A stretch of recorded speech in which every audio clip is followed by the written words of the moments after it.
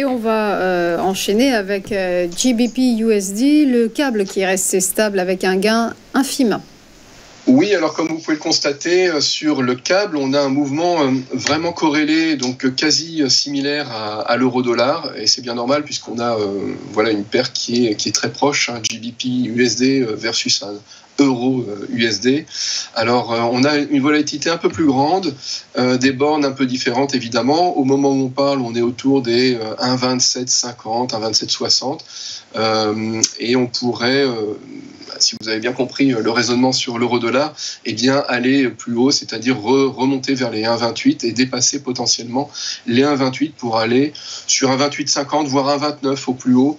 1,2850 étant une zone où on a une sorte d'inversion de polarité, donc ça pourrait jouer en résistance, et à ce moment-là, on aurait évidemment un câble qui a un comportement similaire, mais pas totalement identique, mais similaire à l'euro-dollar. Et sur le câble, on a GBP dont les chiffres vont plutôt arriver, non pas jeudi, mais plutôt vendredi prochain, avec des chiffres macroéconomiques sur